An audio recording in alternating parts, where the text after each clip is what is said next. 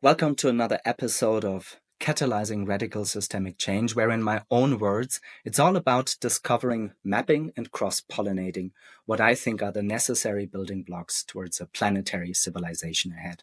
With a planetary civilization ahead, I truly mean and believe that the transition we are all in collectively as humanity is possible within this lifetime. If not in this lifetime, and it will still take a generation or two. I personally don't mind because my life is short. I will turn 45. But it's crucial that we as a dominant species on this planet become aware that ultimately we're the stewards of this mother organism without which we as humans and all other sentient life forms on this planet can't persist. So the title of today's podcast is Technological Metamodernism. Maybe many of you ask themselves, what the heck does that mean? So I want to share a little bit from why I got curious on recording this podcast. So it doesn't happen that often that, let's say, from an ontological perspective, I get curious.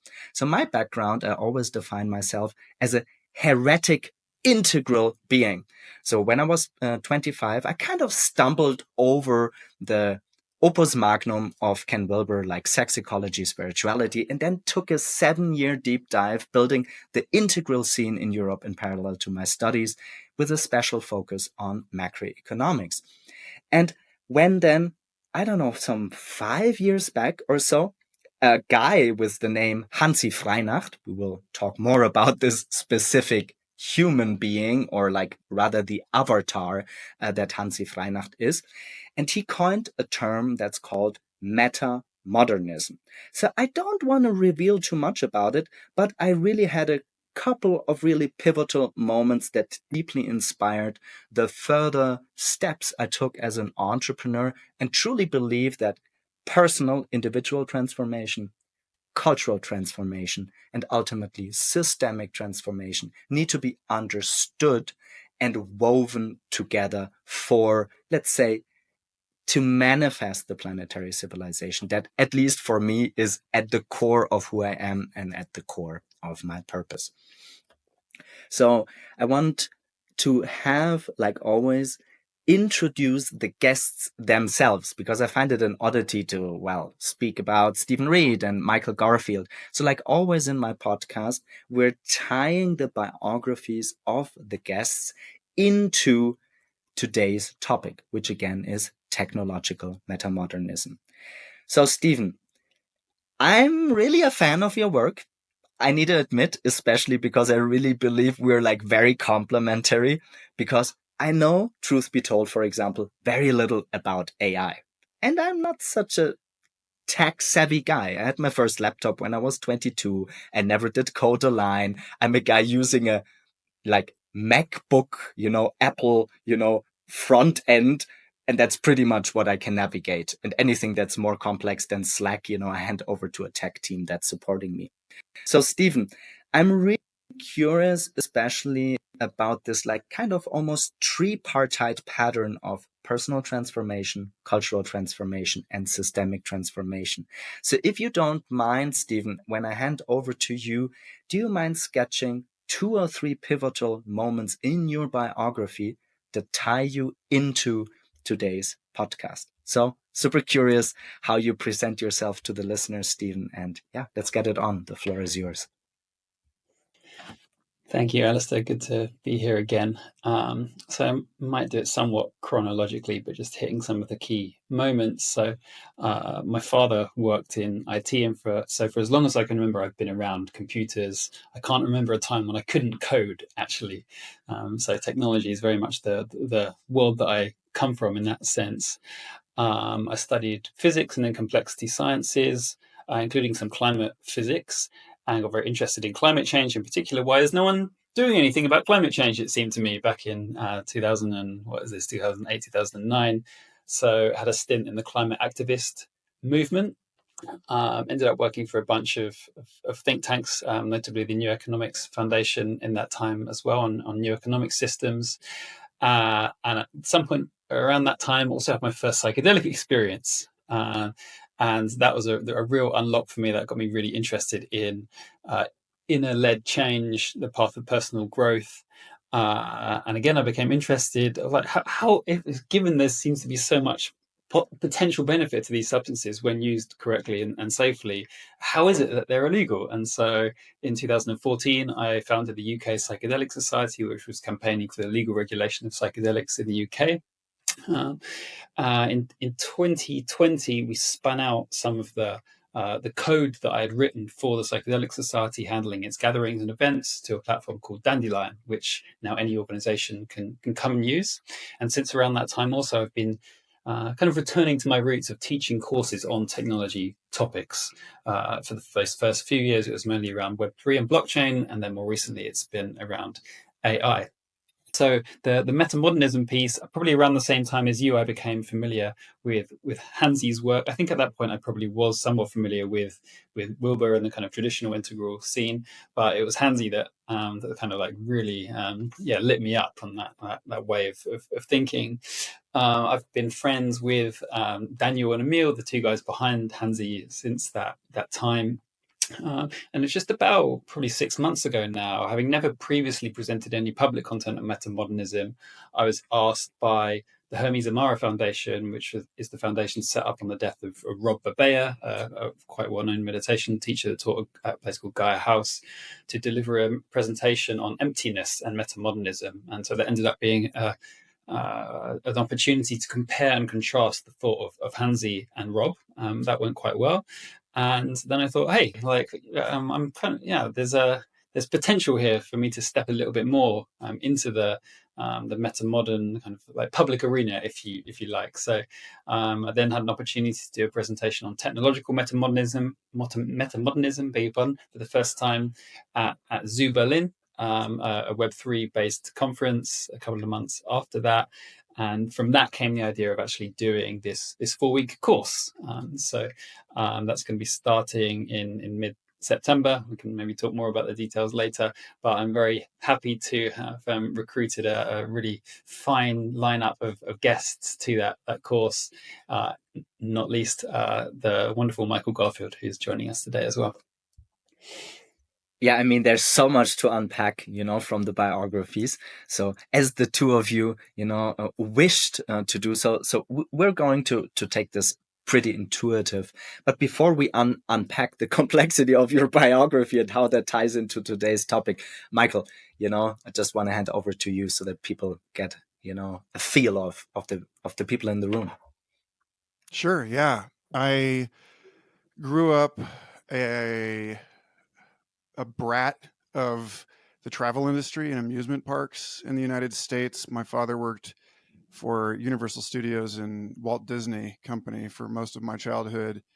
And I had a weird sort of kind of prematurely cynical perspective on the role of technology in the economic production of dreams, if you will, in the way that storytelling and advanced machines and the the projections that Hollywood casts out into the world work to shape people's inner life worlds and coordinate behavior.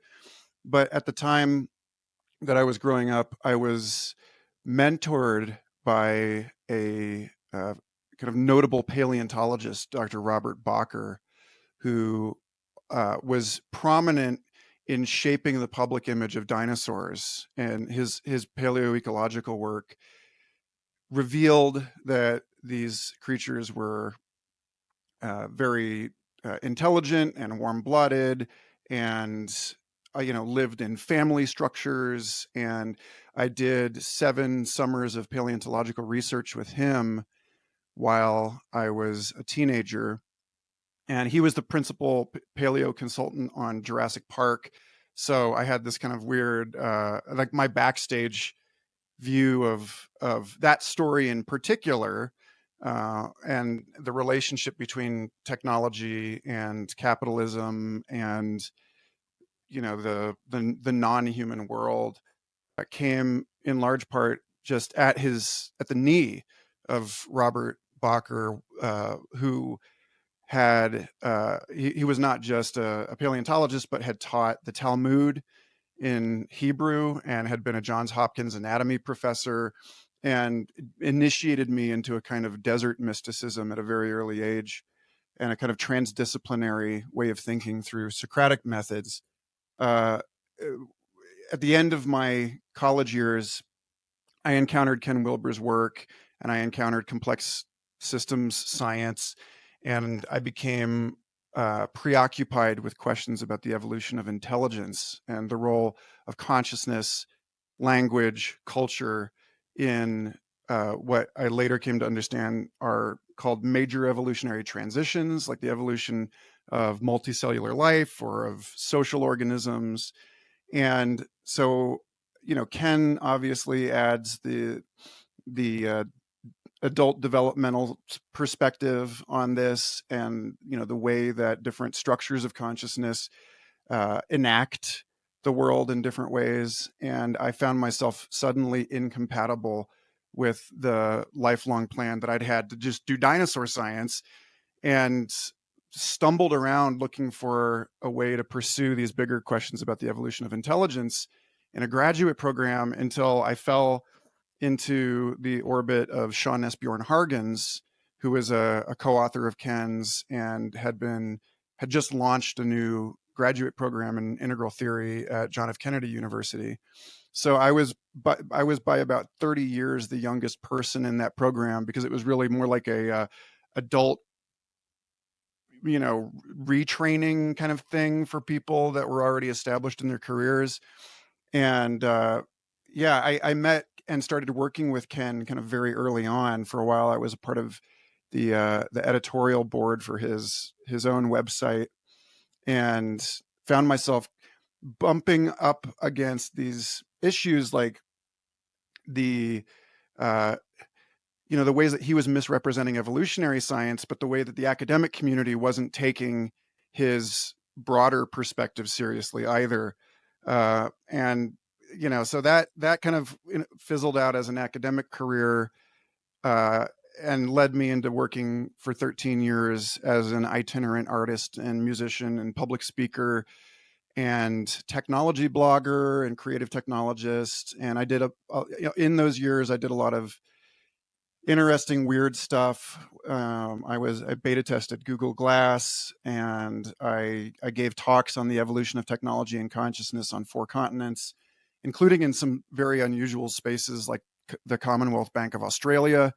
Found myself basically functioning as a kind of social psychedelic that would go in and like teach people how to see things, how to like rotate the jewel of complexity and like see things from different perspectives. And from that, ended up in the Santa Fe Institute, working for 5 years on their flagship communications products, teaching the world how to demathematize complex system science and to develop intuitions about their research. And so, there's like little things that we could touch on in what I know of you, and what I know of Stephen, and like the way that this weird path has taken me. But for the last year, I have been out of that institution, and spent most of the last year working for a fairly prominent effort at nonprofit open source AI ecosystem development, and then left that to work on the piece that I felt was missing from their work, which was actually building the relationships and the culture and the conversation around what it is going to mean for us. This, but basically, like the way I see my whole career is that it's brought me into a focus on human technology coevolution, and how the development of digital technologies can be told as continuous with a much, much larger evolutionary or cosmic narrative about the evolution of intelligence, and how that helps us make sense of some of the complexity, and like mitigate some of the anxieties that people have about navigating the transformations that our society is going through. And so that's my primary work right now, is basically to help people understand what becoming post-human is going to mean, and how to engage that transformation with curiosity and play, and to explore this next wave of self-domestication that we're engaged in right now. Wow. That was long. Not a problem at all. It's like, what I find very interesting is like how my own brain works, just to listen in. So I think from the things that I want to unpack is almost giving the people a felt sense of the context within which we're situating that conversation. So what came to mind is fabricated realities, more than human or non-human or trans or post-human intelligences. And I think I want to start with something which ties in directly from the title of today's podcast. Yes, I was aware, I think ever since early adolescence, that discourse is fabricated, right? When we take the Mont Pelerin Society, like I always call it late stage doomsday capitalism, and trickle down economics, obviously, like not working at all, especially when I see that through the lens of a trained macroeconomist and my own portfolio that I'm building. I think it will help the listeners to disentangle the current mainstream discourses.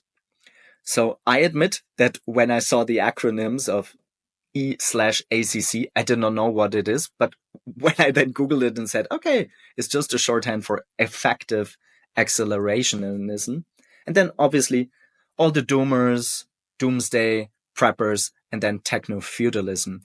So I don't feel, I need to explain that, but I think to set the stage of today's conversation, like the boundary conditions within which people can situate themselves, and also maybe educate and learn a bit out of this conversation, I'm really curious, because for me, they're enmeshed. There's still kind of a similar bucket, like the broader bucket or umbrella on top of EACC, doomers, and techno-feudalism. But I'm curious to set the stage where you situate today's discourse and why I think it's important to disentangle them before we can re-enmesh them to set the stage then for what is it actually that we want to dive deeper into today. And I don't mind who goes first. I usually incentivize people to mute themselves, but let's make this just an open conversation. Yeah, Stephen and Mark. Yeah, sure. I can say a few things on that. So usually it's said EAC, by the way, not less EACC. Okay. So the ACC standing for accelerationism. So I mean, EAC is actually like a riff off the effective altruism meme that's been, and movement that's been around for some years now. And there started to become a perception that the effective altruist movement was too skeptical of AI, too worried about AI risk, and so this kind of counter movement came about, starting on Twitter, as far as I can tell, called effective accelerationists, who are extremely techno-optimist. We can say that much. They believe that something like technology is just inherently good, and the more technology we build and the faster we build it, the better. And I mean, some of it is grounded in like some interesting stuff. Like some people might be familiar with Jeremy England's theories of the purpose of evolution, which is essentially like life evolved to be actually maximally entropy producing, to be maximally dissipative, despite the fact life itself looks syntropic. Like if you look at it, and if you take the bigger perspective, then actually life itself is just an entropy producing machine. And I acknowledge there are some deep thinkers, but in the EAC movement, I don't want to like write it off as like a too simplistic strain of techno-optimist thinking, but it certainly has that optimist flavor to it. Clearly there were already kind of people quite worried about AI risk in the effective altruist movement, but then as a further response to the EAC movement, such people have kind of made themselves even more vocal, perhaps, and they get called somewhat, critically like doomers or decels by the EAC folk, saying, this is ridiculous. That it's clear that technology is the answer. Like people that, and they're quite derogatory towards people that would slow it down in any way. Doomer or a decel is probably not the label that those folk would use to refer to themselves. But there seems to be somewhat of an impasse in social media, at least, between this kind of like tech good, tech bad discourse. Accelerating technological development, in particular AI development at all costs, and people that are actually calling for moratoriums or pauses on AI development. Then the techno-feudalist piece, which is something a little bit different, but I'm happy just to mention it briefly. This is actually taken most recently from a book by Yanis Varoufakis, who's the economic minister for the Syriza government in Greece some years ago. That's how he first sort of entered the public eye, and continues to be a kind of public intellectual. Yeah, he wrote this book of that same name, Techno-Feudalism, where he suggests that that's actually a better description for the current economy that we are existing in right now. It's not capitalism, certainly not free market capitalism, not even, and it's gone even beyond the kind of corporate capitalism. He's saying actually we live in a techno-feudalist economy, a kind of like extreme corporate capitalist economy where like so much of the power is concentrated in a tiny number of extremely wealthy tech firms that have more power over our lives than any of us would, maybe really understand or would be comfortable to believe. That lays out some of the territory that and the context for this topic in this course. So if I can try and riff on that and connect the dots, because I don't know how to do anything else.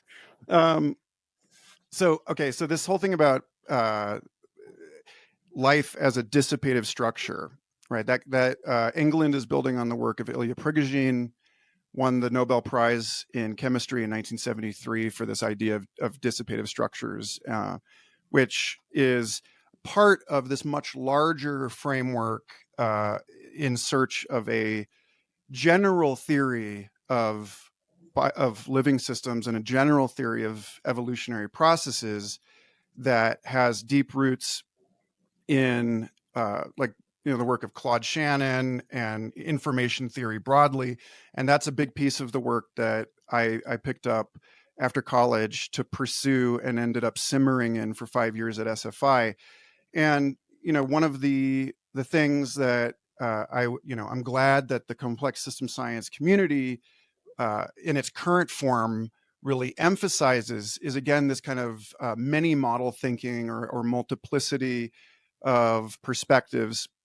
And so one of the issues I personally have with EAC and generally speaking, the sort of techno-determinist argument for, God-building singularitarian, secular religion that comes out of Silicon Valley is a failure to recognize this, to basically miss the plot that's going on inside the actual sciences that are producing these ideas that they're repurposing. It's in a way, it's very much like the way that robber barons in the early 20th century took Darwin's ideas about social evolution and repurposed it into this, laissez-faire survival of the fittest kind of attitude. And it's just a sort of systems thinking extrapolation of what is ultimately a much more inherently pluralistic way of thinking,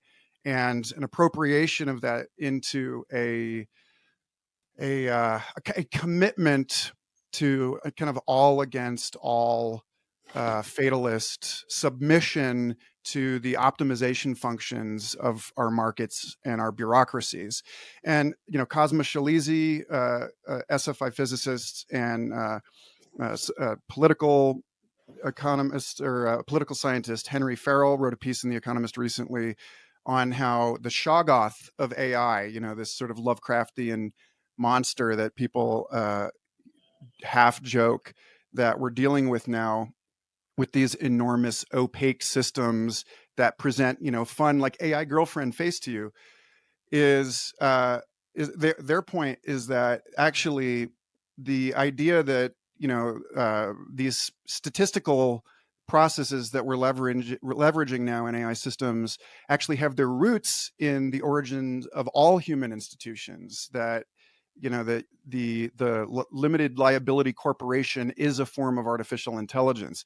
So what we're actually seeing, as far as I'm concerned, in this the system that is creating all of these technologies that everyone else is now embedded in, is that it's reducing the actual complexity of living systems to the processes of machines, and forgetting what frankly has been underemphasized in evolutionary biology discourse, which is that and it's present in Darwin's stuff, in his writing on sexual evolution and the role of aesthetics in mate selection, and the peacock tail and all of this, that that awareness, perception, the beholding of the rest of the biosphere by organisms, and the way that orients organisms in making their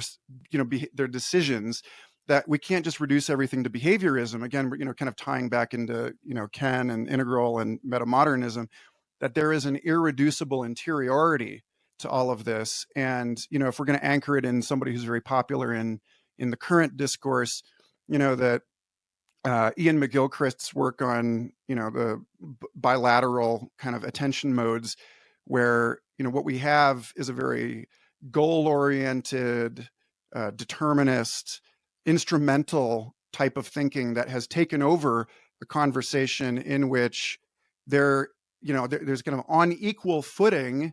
We have a way of seeing the world in which life didn't actually begin anywhere, because the processes that we would ascribe to and describe living systems by actually exist in some sort of primordial form even before DNA started replicating itself on the surface of the planet. And that information theory is always about information in context. It's always about even subatomic particles exchanging information are arguably beholding one another in some way, because that's the not that we have to get panpsychist about it, but some of the major thinkers in this space, like Francisco Varela and Umberto Maturana, developing this notion of autopoiesis, are talking about cells making sense of their environments.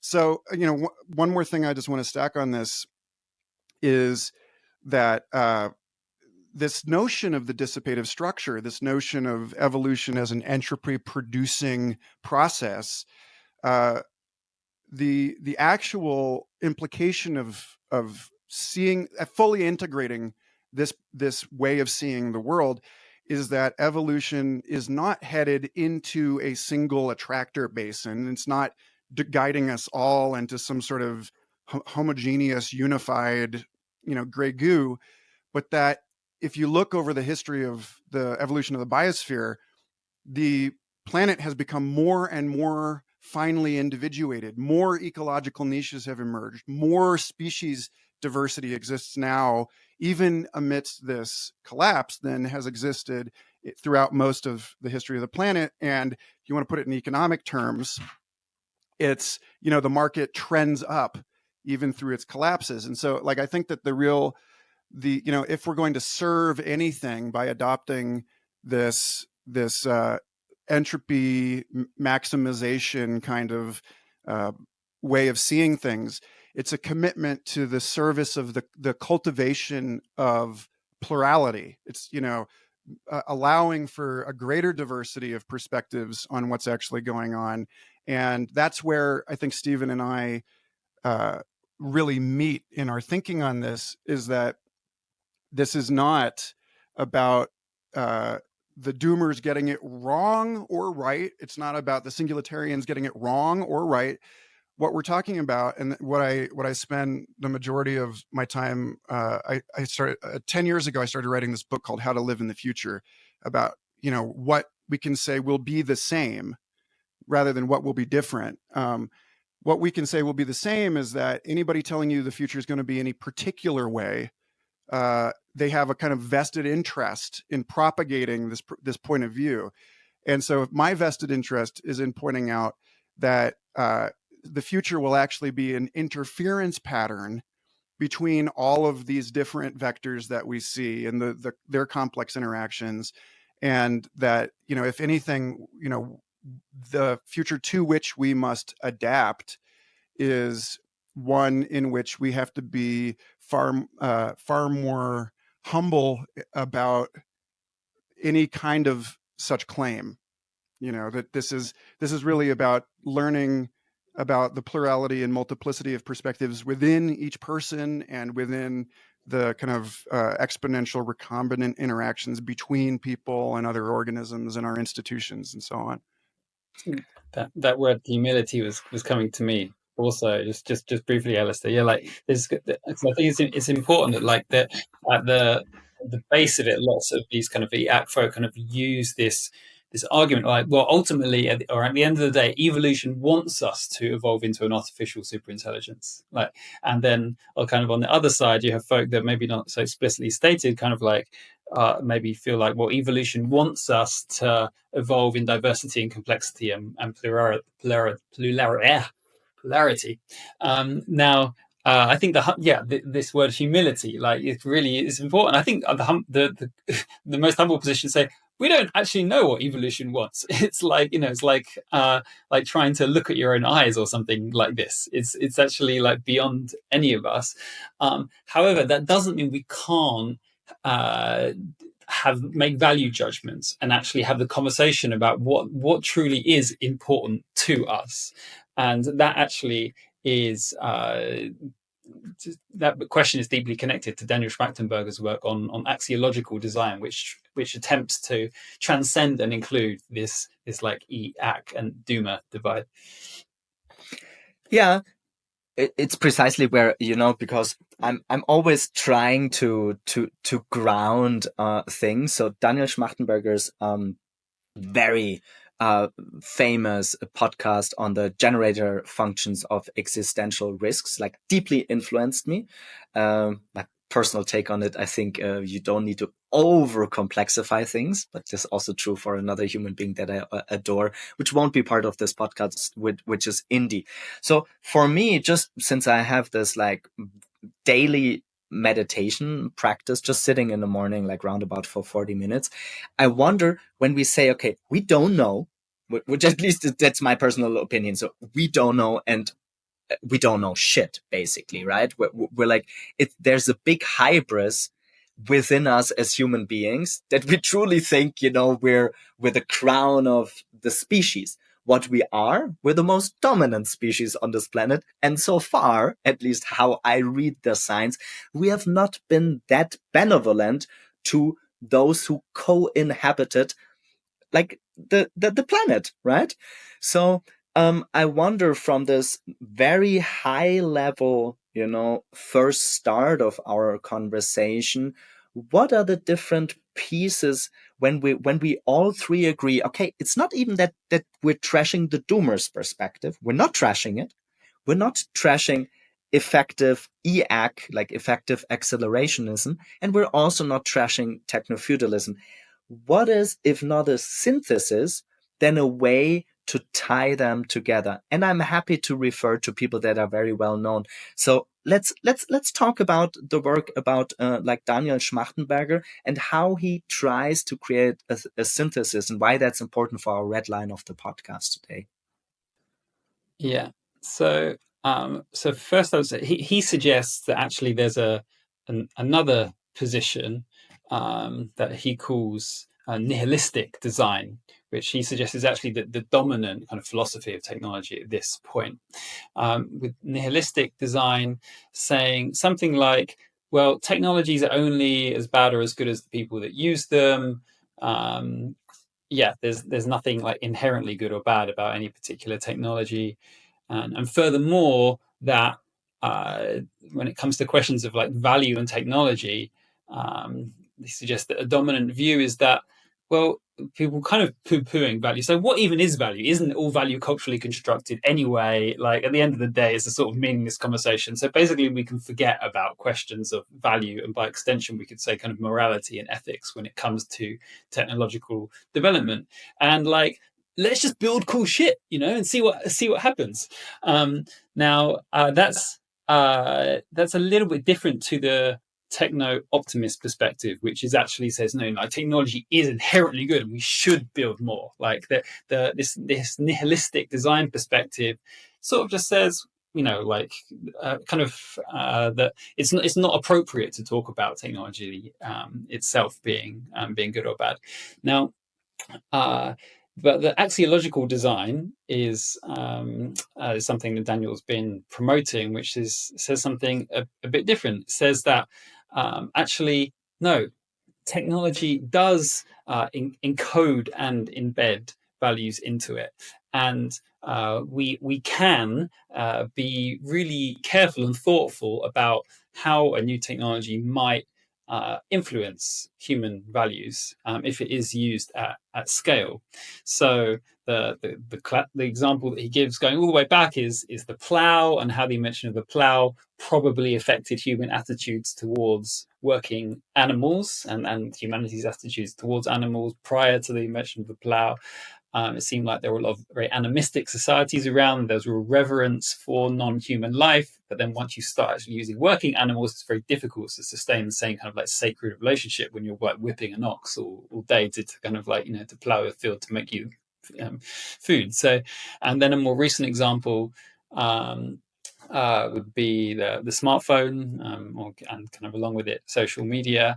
It's very clear that has altered society in many dramatic ways. That Daniel's point is that like these the ways in which these technologies alter society is like certainly not trivial, but like you can do a pretty good job at sort of sensing what ways these technologies might affect society, and you're never going to get it 100% right. But like the first part of his argument is like, but we should try. Just because it's hard doesn't mean we shouldn't do it, and we should think really, really carefully before introducing like the most powerful technologies like AI into society, knowing that some of the changes might be irreversible, close to irreversible. So I'll let Michael come in here if you like. Yeah, so this question of what is value is paired, right, with a question of what is real. Because if we can't know what is real, then we can't actually establish the basis of our value determination. And likewise, sort of reciprocally, we can't know what is real unless we know where to put our attention in the selection of hypotheses. There's a moment in the scientific method that has been occluded by the way that we think about science for the last few hundred years. Joshua Ramey has written excellent work on this and appeared on Weird Studies podcast, episode 22, talking about the role of divination in science and in financial activity.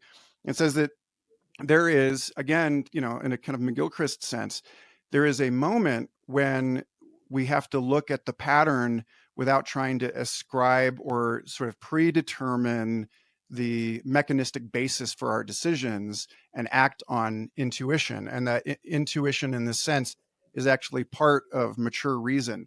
So I think, where this gets interesting for me is that, and, to tie this back into like the growing up at Disney piece, is that we live in a world now where, we have profoundly overshot our ability to trust in what Regina Rini at York University calls the epistemic backstop of our recordings. That, we live in a world where anything you hear or see in the digital space could be someone else's fabrication. And so I see the opportunity that we have now is a way of, we have a chance to actually pursue the philosophic challenge laid out by Descartes, and then sort of fumbled when he says, I might be tricked by a demon, but you know what, God is good, so that's not what's going on. It's like, no, actually, to draw it back to the humility, we are finally being forced to accept in a very broad, ubiquitous social sense in the civilized world that we don't know what reality is. And that, so this notion of deciding what is valuable to pursue philosophically or technologically, of being able to agree on the facts, that this, in a world of mature artificial intelligence, I want to tie it back to the piece on techno-feudalism.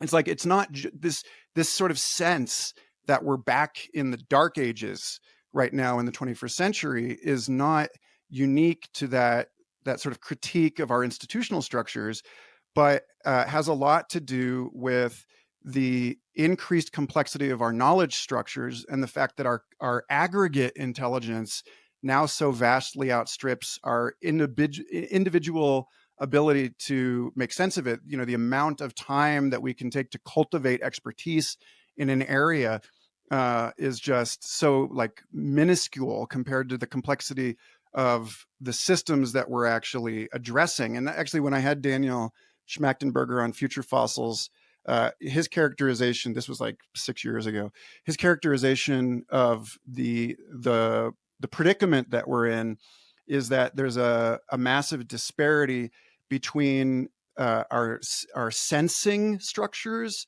like that of which we are aware, like Timothy Morton talking about hyper objects, like we've awoken to the fact that we are in, and of these systems, but there's a decoupling between that and our actual capacity to know how to, or to actually affect any kind of change. That, the sensory piece and the motor piece have kind of come apart. And so this is what happens periodically. This is, arguably what happened during the pre-Renaissance Dark Ages. Elijah Milgram has a great book called The Great Endarkenment, about how we've basically passed over a kind of social intelligence event horizon and into a space in which we have to come up with the new structures for integration, as you put it, Alistair. Like, we there's like a kind of a hopeful note here, which is that the modern institutions and modern ways of knowledge actually emerged out of the social reactors, the hospital at the crossroads of, international trade routes that sprung up in the European Dark Age. And so I think that, this sort of bewilderment that we experience now is actually a necessary part of a larger cycle in which we are being incented to go back into a fundamentally pluralistic approach to making sense. And that's where you start seeing, people like Daniel showing up in saying that, arguing that that philosophical work is fundamental to, or, like his co-author and, my Ken Wilber cohort buddy, Zach Stein, talking about how we need a metaphysics for technology now. So the last piece I'll say on this is that that basically we have, that there is a hope for integration, but it's an integration of what is inherently plural, and that this is, I think, going to start showing up in a new sense of what it means to be human, human as something that appears at the intersections of classically recognized, animate and inanimate, that, that we can be seen as living creatures, that we can be seen as individuals, we can be seen as populations of living cells, we can be seen as algorithms running themselves out in an evolutionary process, and that the trick is how to enact and embody this new understanding that any one of those perspectives is useful in particular contexts, in the way that our institutions actually provide the scaffolding for us to coordinate our behavior. Let me so what I find always interesting when I have a download, or a deeper integration or a felt sense of a deep aha moment. So when I look into my own interiority, which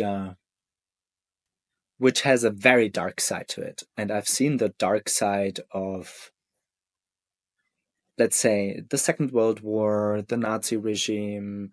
I've read many very anarchist and activist writers in my life.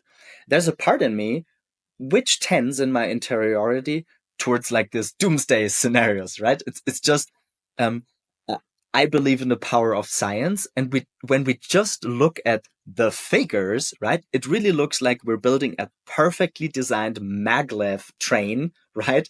That will hit the Grand Canyon collectively, right? It's like, okay, we're going to die out, World War III, not in the classical sense that we think we are maybe already in it. Then there's a part in me which also says, interesting, Alistair. Okay, you grew up kind of outside of the bell curve within an activist family. Your father was founding member of the German Green Party. Then he built up the first PR agency on sustainability in the DACH region, so Germany, Austria, and Switzerland. And now I suddenly sense, okay, at least on a discourse level, people are trying to make it better. There is more hope inside of myself than there's ever been. And there is also, because I'm really a big fan of the book of Techno-Feudalism, also part of me that says, wait, isn't it interesting that the vast majority of the techno infrastructure that shapes the felt and lived reality of the vast proportion of people on the planet, which I think are not conscious of them being programmed to do what they're programmed to do, which is basically just buy more, So I wonder if in all of the complexity of the discourse, we should not at least try to frame what do we mean with metamodernism?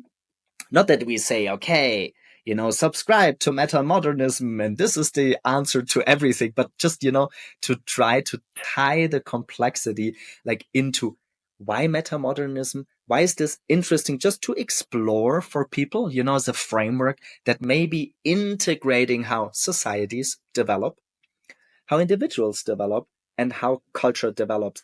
And what's the whole messy relationship in between, for example, my own personal awakening, healing, showing up journey, and what does that make with me showing up as an impact entrepreneur? And truth be told, the best synthesis that I found post-integral, post-Ken Wilber, like the classical authors, has really been in the books described from Hansi Freinach. So I don't mind, again, who does it, but I really think it makes sense, to share a couple of moments on metamodernism and why that could spark hope for us collectively. That's all you, Stephen. Sure. So I think I already mentioned this phrase, transcend and include, when talking about how axiological design, about how there's an approach to technology which transcends either the kind of techno-optimism or the doomers. So we'll come back to that in a second. But metamodernism.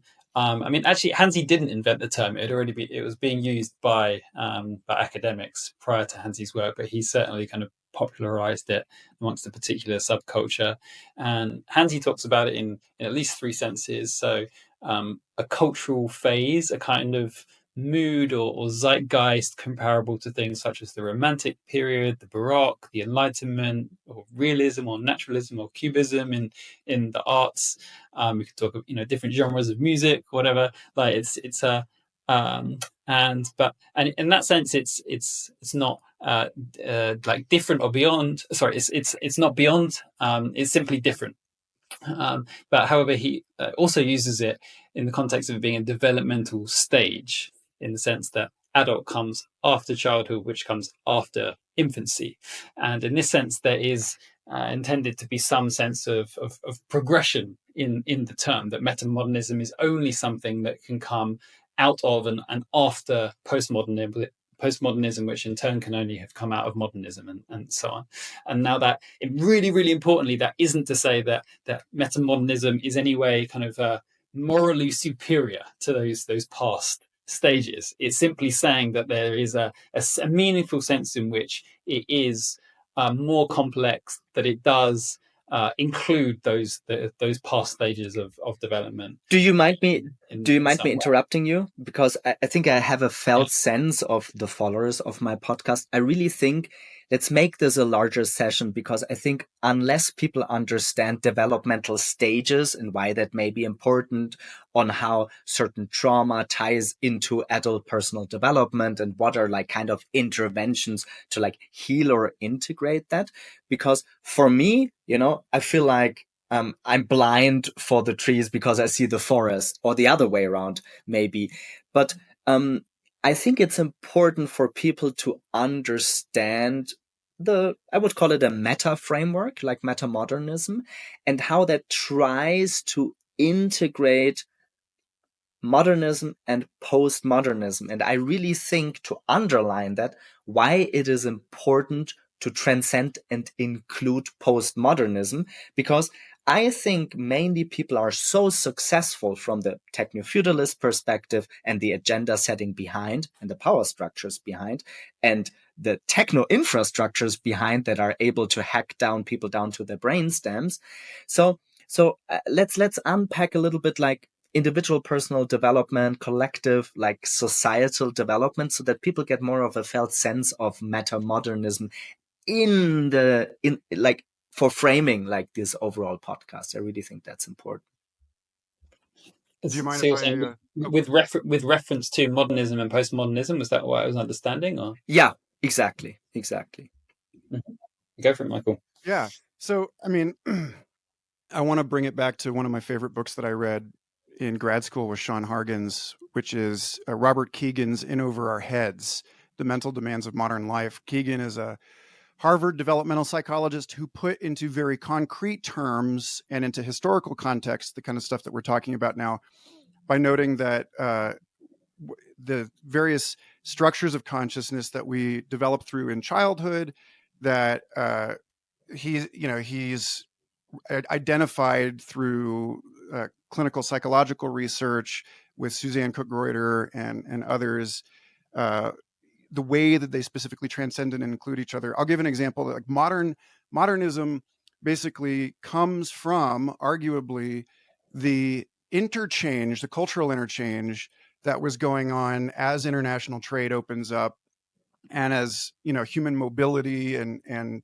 travel increased, and that it created a kind of earlier version of the same epistemic crisis that we're in now, where people who had lived their entire lives within one particular externally imposed set of rules and roles were suddenly exposed to other life ways and other ways of believing and of doing things, and that the modern world is characterized by the emergence of an individual that is capable of determining their own values by comparing different systems, by being like, well, my mom's a Christian and my dad's a Jew. Like, where do I stand? That there's these new selves that emerge, and new capacities for self-reflection that emerge when you start to see, when the human starts to become more of an international human.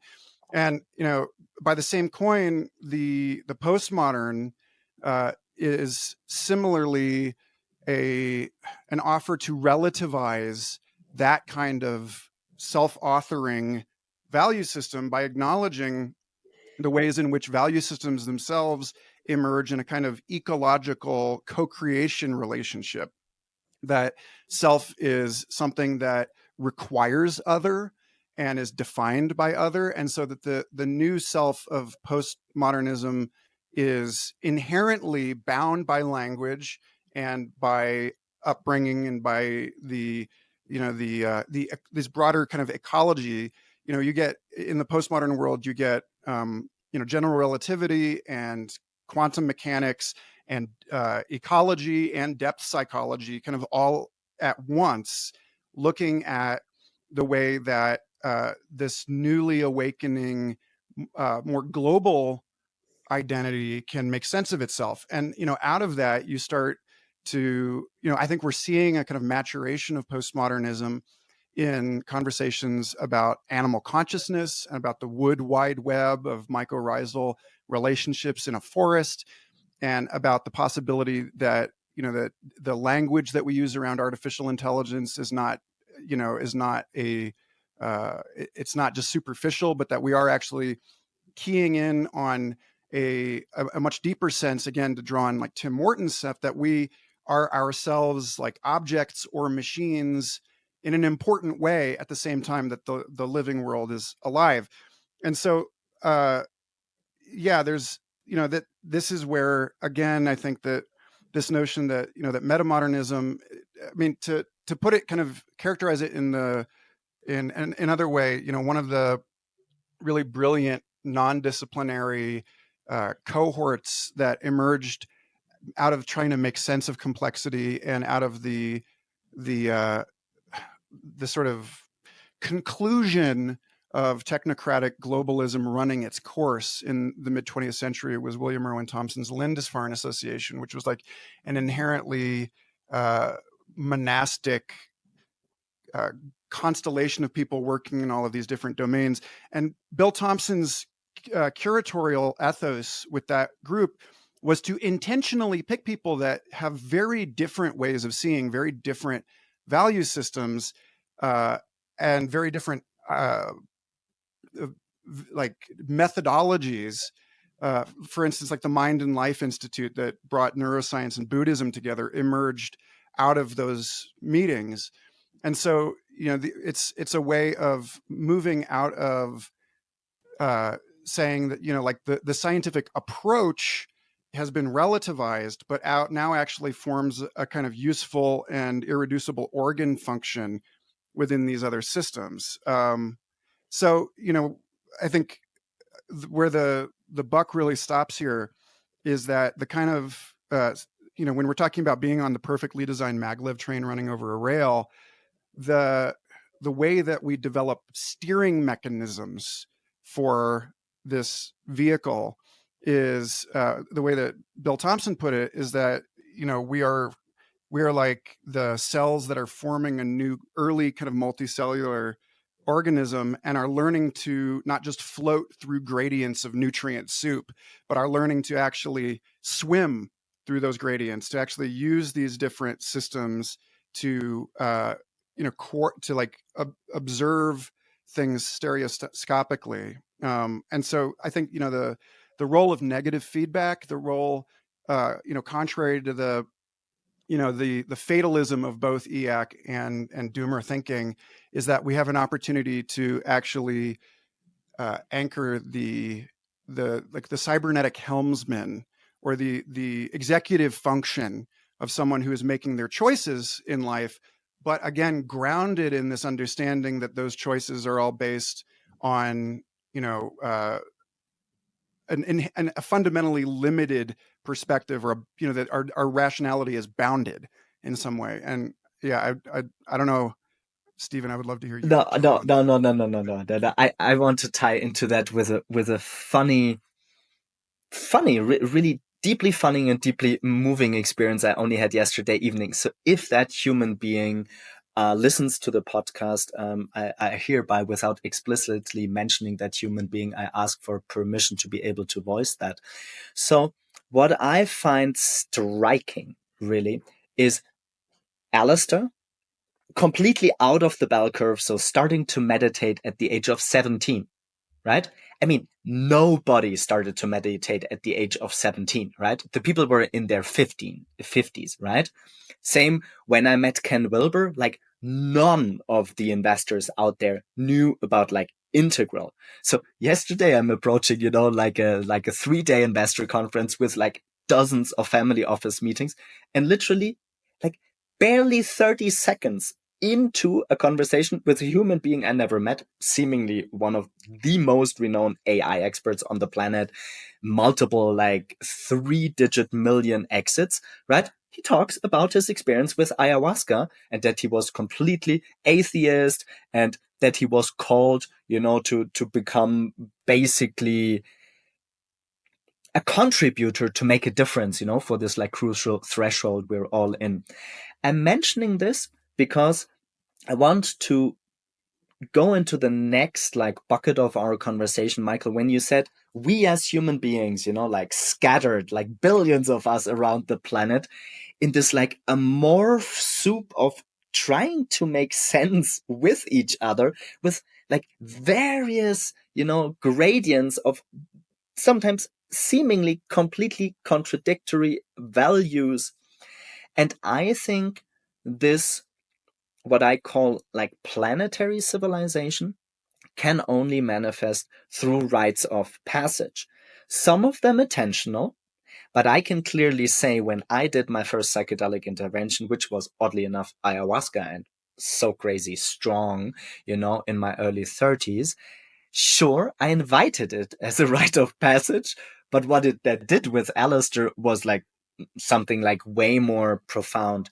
So I wonder, how can we tie rites of passage and the magic that I really feel is needed for us to collectively sense and feel that we can make it as humanity, but not put our heads into the sand, because I think the signs on the horizon are really critical.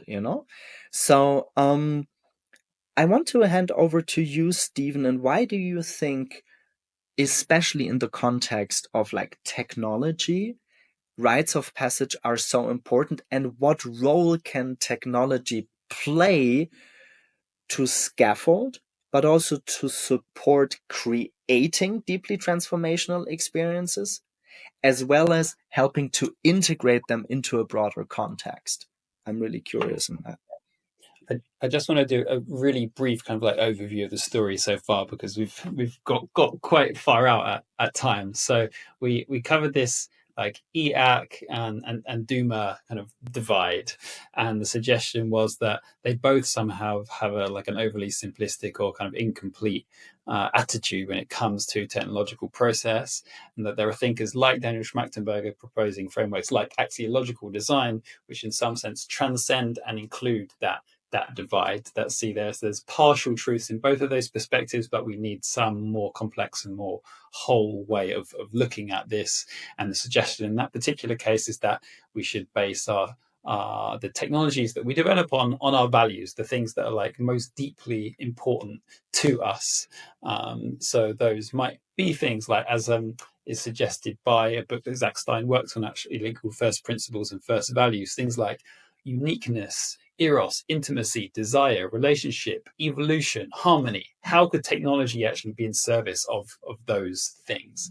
Now, only then did we come on to speak a little bit about metamodernism, and the suggestion was that axiological design is a kind of metamodern approach to technological design. One of the hallmarks of metamodernism being this both and thinking, or this desire to transcend opposites, to transcend polarities. Now, another really important aspect of metamodern thinking for me is this desire, this drive towards creation and co-creation, even, and reconstruction. The postmodern mind, it said, maybe somewhat simplistically, all too content with just deconstruction, with just burn it all down and just like take everything apart, and maybe there's not enough energy and attention goes on, and then what? So like, and then what kind of world, what kind of technologies are we creating from the ashes of this very expertly kind of like deconstructed, like technological landscape in this case? I think that's the question that we have to like kind of move towards. Like what is the how can we actually enact metamodern technologies, or actually bring a metamodern like lens to the development of technologies? Now, I think one answer to that is very probably accepting a role for state regulation. That's something that that many kind of EAC folk are like really hate the idea that there could be a role for the state in actually being a kind of counterbalance to the accelerative tendencies of that movement, but acknowledging actually no, the state still, and for all its flaws, is something with elements of democracy that carries a certain like conservative wisdom and can actually act in the common good and our collective interests. Now, then we go on to sort of rites of passage. So I think another really important part of the puzzle is that, well, we can't and we shouldn't just rely on the state to be the arbiter of like what technologies are like right and good to develop. That has to be kind of individually embodied and culturally enacted as well. And that, I think, is where rites of passage come in. Now, rites of passage have been such an important part in so many traditional societies, indigenous societies, continue to be an important part of many indigenous societies, and are something that this is something that's almost entirely been lost in the West. If you're lucky, when you're 18, you'll get shit-faced drunk with your friends down in the pub in the UK, at least, and that's about as good as you're going to get for some kind of like rite of passage to adulthood. And this is a tragedy. I've come I don't think it's that much of a difference in German pubs. Okay, yeah, not even exclusive to the UK. There is this is a topic that Bill Plotkin is very good on, the author of Soulcraft and Wild Minds, and he suggests that rites of passage are not even something you would just do once to mark some transition into adulthood, although that possibly is the most important or the first important one. But like the rites of passage is something that we probably all should go through periodically to mark major transitions in our lives and some kind of up leveling in wisdom. Now, when you are dealing with world-altering technologies like artificial intelligence, potentially irreversibly altering, one might like to think that people that are working at sufficiently deep in that technology or wielding some amount of power we might want them to have gone through some kind of ritual initiatory process that has actually invited them at least to contemplate what is truly important to you, what really matters, and what really matters to the people that you love. Now, my sense is, well, maybe some of that is happening in a kind of disorganized way through the Silicon Valley ayahuasca seed. But I wonder whether it's time that actually that actually becomes something much more organized, if you like, or visible in various ways, and not just for people working at top tier AI But projects. Whilst we're like going all the way back to kind of like rites of passage for as we make that transition from child to adult. Let's stay there, and we can easily run over, so just that the two of you can relax, so that we don't have to hurry, through this like very important part where we're currently in. I think I had a axiomatic shift only, I think, literally half a year, maybe 9 months ago, when I was in a Shipibo ceremony, that although I did more than 100 times ayahuasca, was by far the strongest and most otherworldly encounter with Mother Ayahuasca in my biography. And what really switched was maybe it's not us, maybe it's not the third psychedelic renaissance trying to institutionalize psychedelic interventions. Maybe it's not peyote, another psychedelic intervention, that we try to reclaim indigenous wisdom. Maybe it's actually really the plants, because they have been there before us. And this is still working inside of me so deeply, because the sheer amount of seemingly totally random people, and I mean totally random, like people I meet in the subway, people I meet on investors conferences, like anywhere, that pop up. And I know it's still a fraction, maybe it's 1% of the total world population, maybe it's 2%, maybe it's 5%, but it's in the hundreds of millions. And I would say that's a pretty conservative estimate, but it's in the hundreds of millions of human beings that have a at least proto rite of passage. So I think where I want to focus the conversation in this part is, in as much as me coming from a very structured background, my birth chart is super structured, my mind is super structured. Then I got to know Ken Wilber, even more structured. So sure, I wish, and I reckon, Stephen and Michael as well, may there be more properly prepared rites of passage with a proper integration.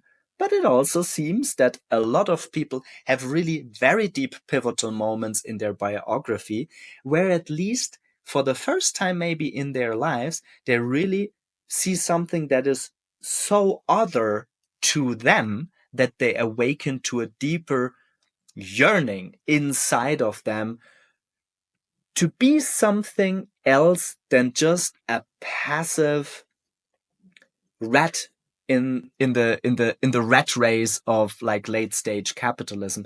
And for me, actually, in the last 14 years of my shamanic own healing and now more like showing up in the world, this is actually for me one of the deepest signs of hope.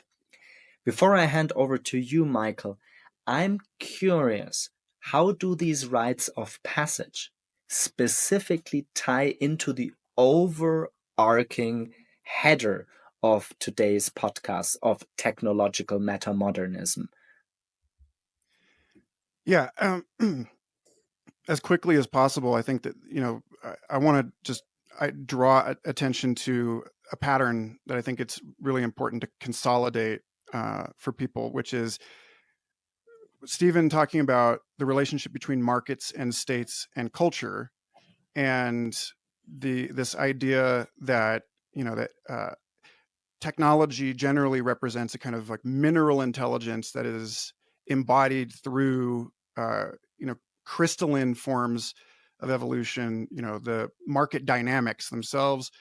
There's something about the state as a regulatory function that has to do with, again, like an animal intelligence, the ability to direct and govern. And then, culture, like a bacterial culture in a cell, like in a petri dish, we're talking about a kind of a vegetable intelligence, everyone connecting to everyone else.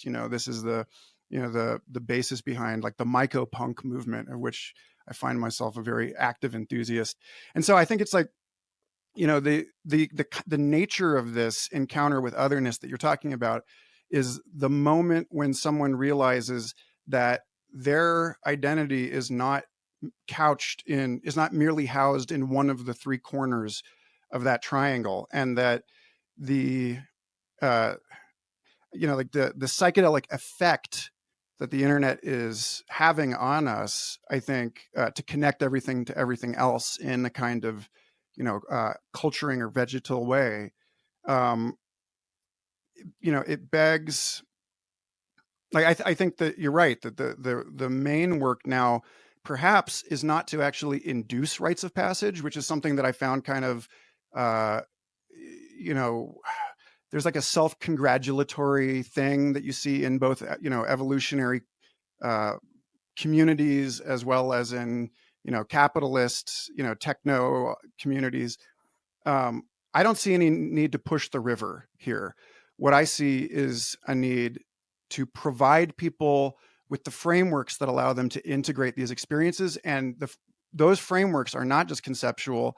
It's like you said, they are inherently relational, and in the way that we interact with other people and in the way that we interact with other forms of intelligence. And, another thing I want to credit Bill Thompson at Lindisfarne for is seeing that the future of the human is in what he called the entelechy, which is an ecological identity that is not just about us as animals participating in some sort of human technospheric, planet level phenomenon, but in recognizing the ways that a human is really the animal plus the microbiome plus the food systems plus the technology, and that that this shift of perspective makes it obvious to us that there are specific strategies like what you're asking for here to help anchor that new multivalent complex identity in our actual lives. And when it comes to technological metamodernism specifically, the thing that I find people worrying about, it's like the medicine is always the poison, if, depending on how it's applied or vice versa.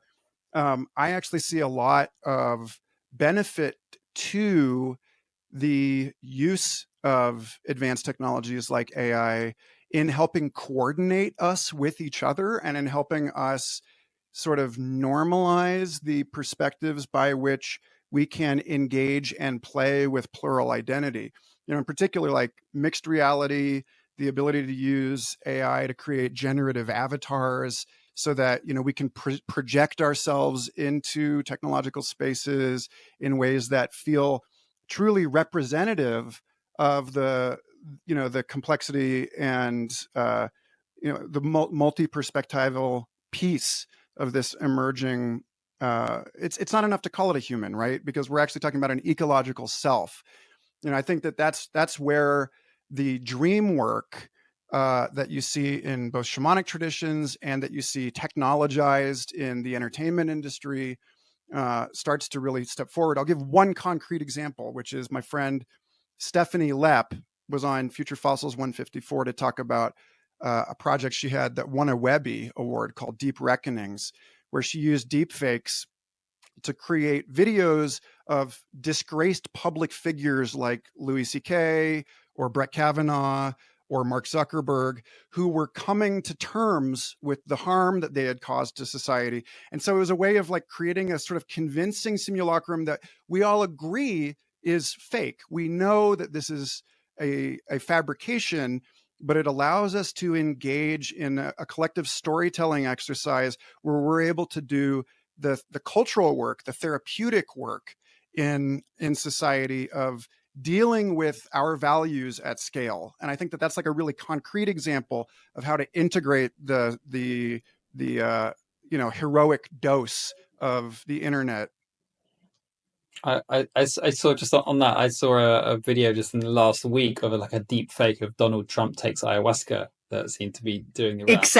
Exactly. Yeah. And let's take this as a riff onto, like a wrapping up the podcast, because Ari is actually a friend of Steph Lepp's, and there's some question as to whether how directly inspired he was by her project. But let's take this one, because what I find really interesting, let's stay with riffing off of this deep fake of Donald Trump. He drinks ayahuasca. Obviously, he goes to India. He has this like deep turnaround and he turns all benevolent and he starts to meditate with Buddhist monks.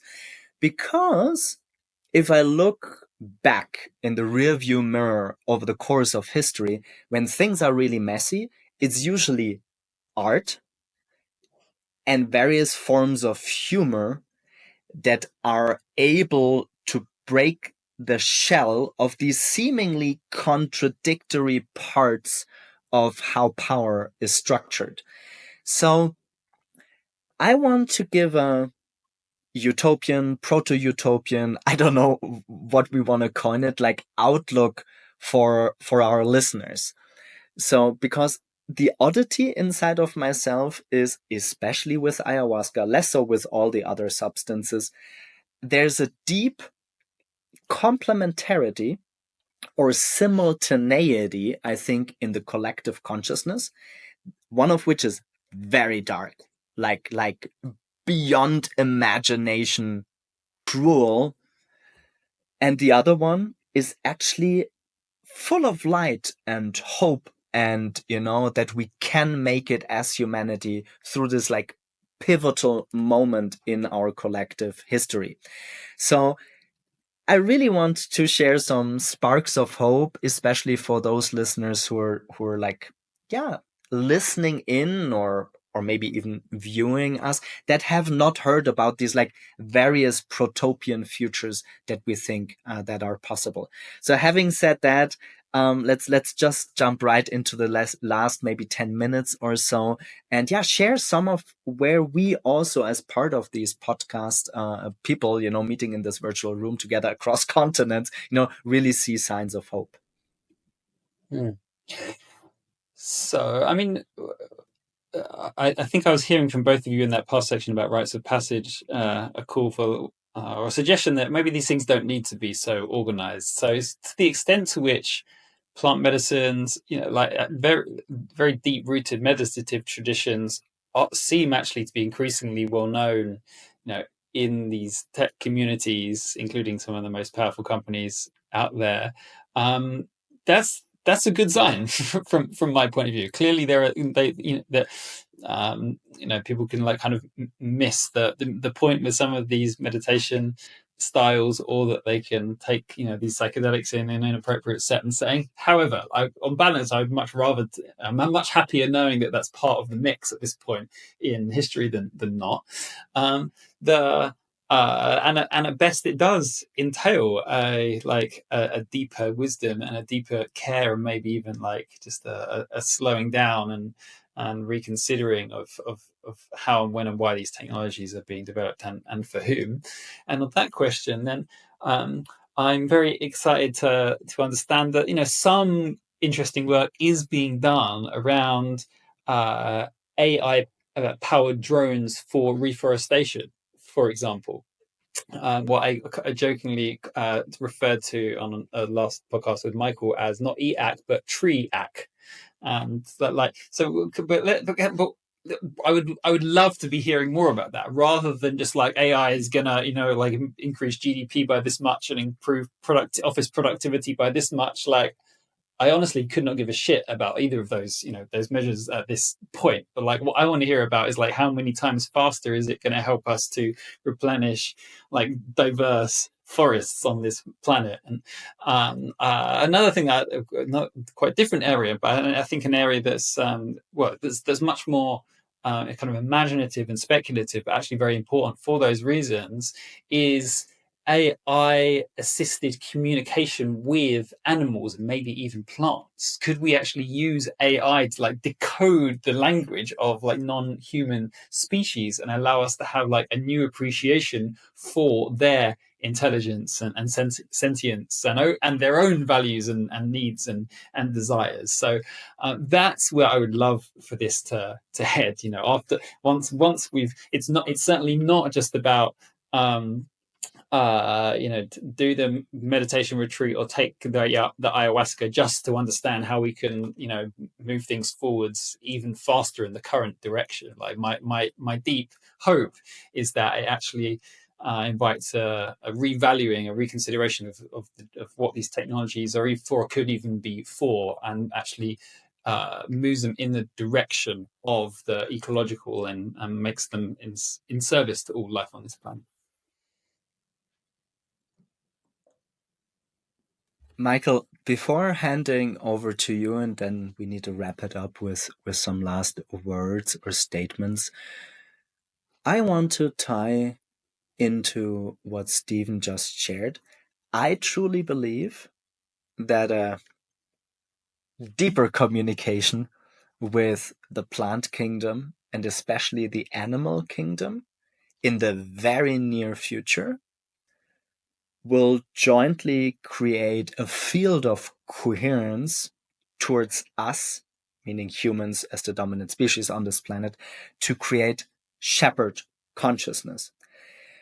Because the more advanced, like mammals, it anyhow almost feels telepathic. I mean, anybody who has a dog or who has cats or who has ever swum with dolphins, it's like, it's so obvious, that they are on a pretty similar level of consciousness as us.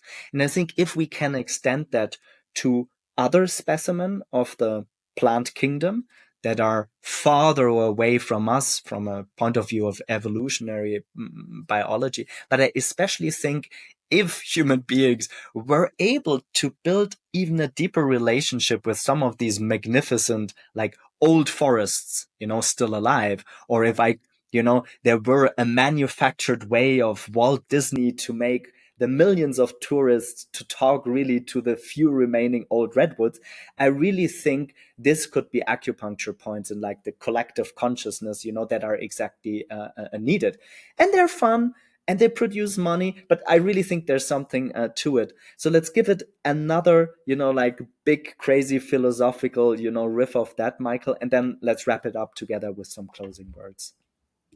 Sure. Yeah. I mean, the specific experience that you're describing was actually laid out by Carl Schrader in his story Degrees of Freedom, which was part of Arizona State University's Project Hieroglyph compilation, edited by Neil Stevenson, in which Carl portrays the Canadian political leadership being led by indigenous communities into the rainforests of the Pacific Northwest with haptic vests so that they can actually perceive in a kind of a tactile way the sensor networks that land stewards have spread throughout the forest, the various radio tracking devices used to keep tabs on animal diversity and so on, and that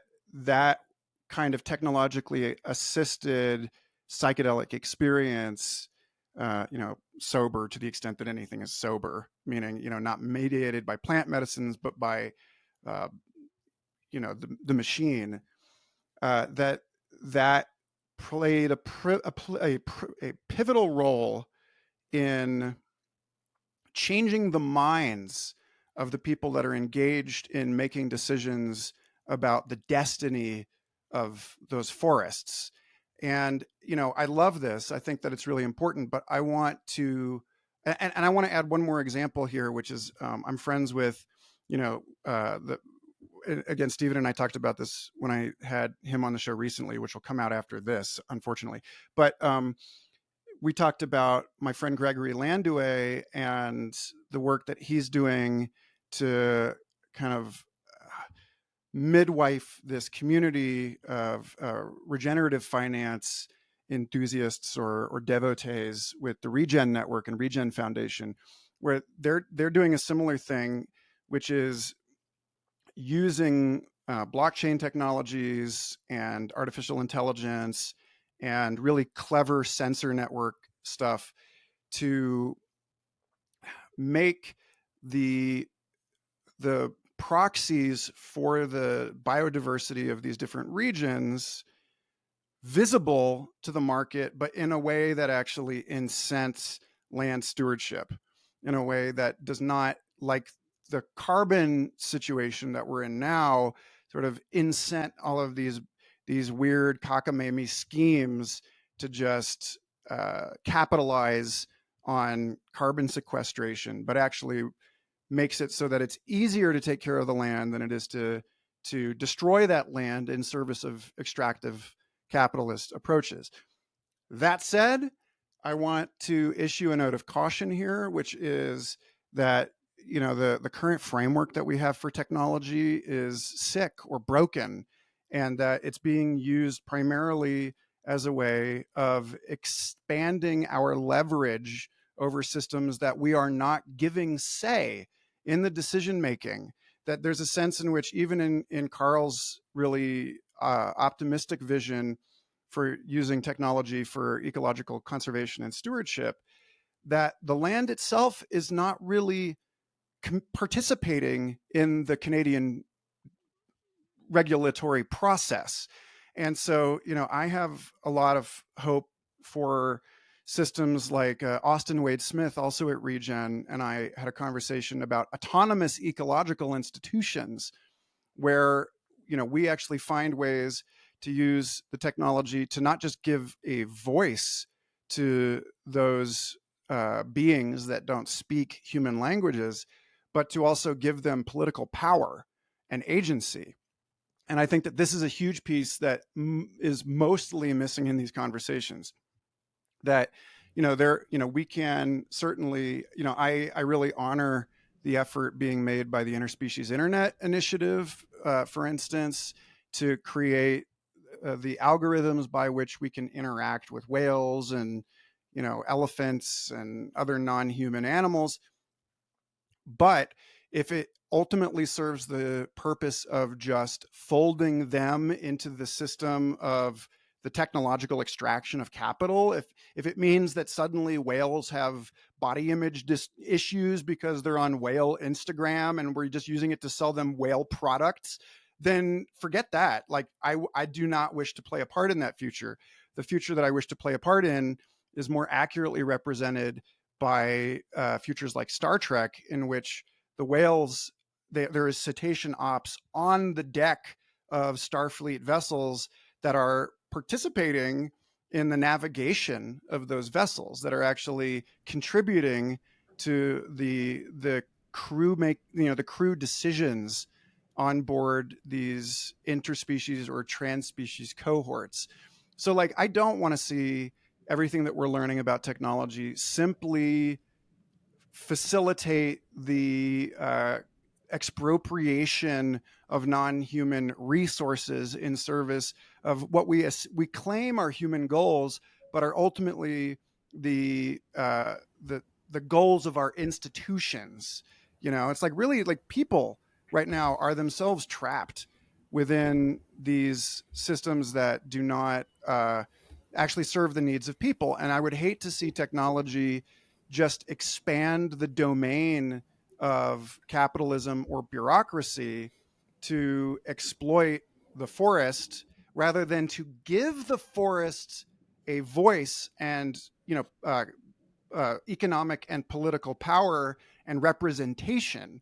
Basically, yeah, no taxation without representation, right? Like, if we are not doing this in a way that gives the forest a seat at the table, or does not give the whale or, the chimpanzee some kind of self-determining sovereign place in the system, then we have failed. Yeah, I love that, Michael, and it reminds me of the work of a good friend of mine, Paul Powson, who's working on a project called Lawyers for Nature in the UK that are seeking to have companies appoint nature to the board, and they have some kind of independent representative actually representing the interests of the natural world in company decisions.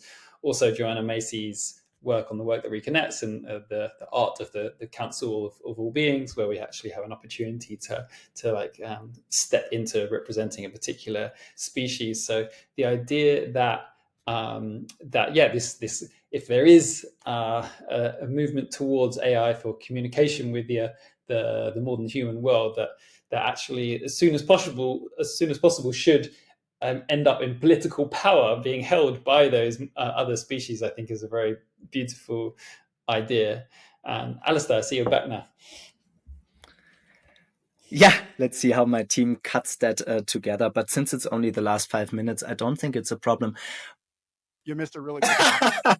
No, what I find really divinely guided, I think really by the plant kingdom, is the oddity of me studying macroeconomics, reading Marx in original, alternative macroeconomic theory, and how to construct real asset-backed new currencies, fully P2P, which is basically the foundation of this, like, very bold endeavor of building my own portfolio, like 1.0 or 0.7, and how much that ties really into self-sovereign, more than human or non-human entities. Because I'm trying to finish this podcast where I really see signs of hope. So I really think one of the biggest problems is that the mega machine, right, is, for whatever odd reason, how we did construct it over the course of largely the last 400 years, needs to create a return on investment. And the oddity of it, we have like $1 trillion funding gap. So in my own theory of change, we can only change this $1 trillion funding gap if we recode new asset classes for institutional investors. And I really think self-sovereign, AI-supported, non-human entities like riverbanks, large forests, the glacier systems, the Alps, the Himalayas, like all of it will be part of a modern human, I think human assisted way of these entities to self-govern themselves. So I would say that's almost my closing words, because that's where I fuel, like I would say, pretty much 80 to 90% of my prana life force into manifesting that as one of the building blocks towards a planetary civilization ahead.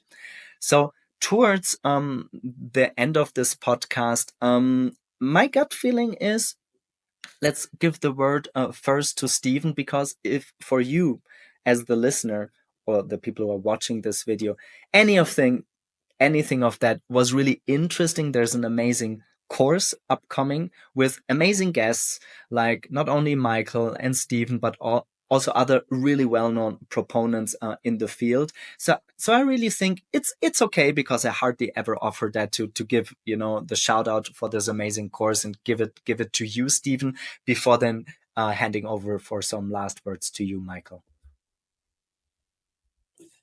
Thanks very much, Alistair. So yes, we have a course on technological metamodernism coming up. It runs from the 17th of September to the 8th of October. It's 2 hours live each week with then pre-reading and some homework suggestions. And the other guests are Hansi Freinacht, represented by Emil, Enya Friss, Ellie Hain, Alexander Beiner, and Rufus Pollock. Yeah, some of those names will be familiar to your guests, I'm sure, but it's really a pretty esteemed lineup where we'll be tracking the first session on just what is metamodernism and unpacking the term technological metamodernism, moving on to this idea of axiological design. Something we haven't mentioned so much today is Vitalik Buterin's idea of DAC, or defensive or decentralized accelerationism.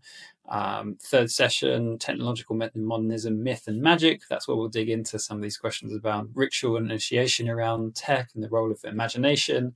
And then finally, week 4, metamodern tech futures, where we'll speculate on things like metamodern DAOs, metamodern AI, and then other non-silicon technologies, reality switch technologies, to borrow a phrase from Andrew Gallimore, things like DMT, lucid dreaming, and the jhanas. What role do they have to play in these metamodern tech futures? So yeah, we'd love to see folks who are listening to this podcast join that course. You can find out more about that at futurecraft.life. Yeah, and as far as what I would suggest to people to follow up on, if this conversation stimulates you, if it inspires you, if it matters, I'm engaged right now in an independent culture building and media production discourse facilitation project called Humans on the Loop, which came out of, again, my disappointment that there isn't more energy being allocated in the tech community to helping us build the wisdom required in order to wield these incredibly powerful technologies.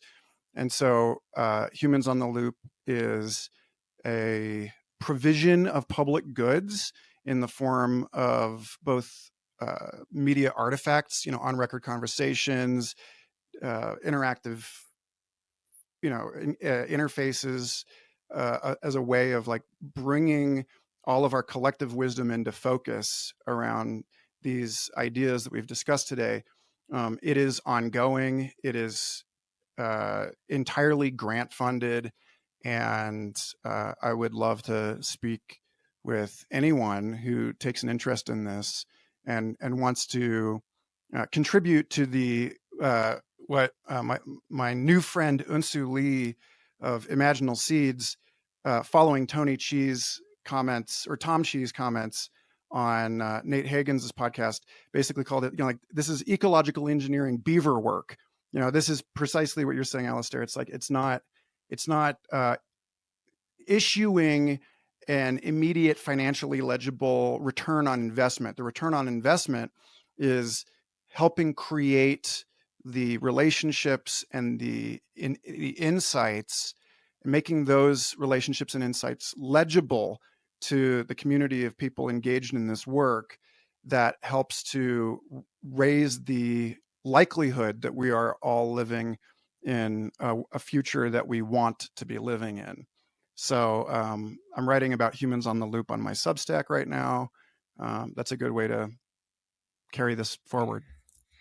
Hey, Michael. Hey, Stephen. For me, and I really mean it, and everybody that knows me can laugh about it because I'm using so many superlatives, but that's just how I feel about it, is I think this was a fucking epic podcast. It was so much fun, and I had a huge joy in listening into this, like, cognitive and emotional, highly complex discourse. So I just really wanted to thank you, Michael, and you, Stephen, for making yourself available. And just a big thank you for making this possible. And I hope this course will be a great success. And for anybody listening in, you will find ample show notes. Yeah, thanks for making it. Thanks for the invitation, Alistair. Thank you.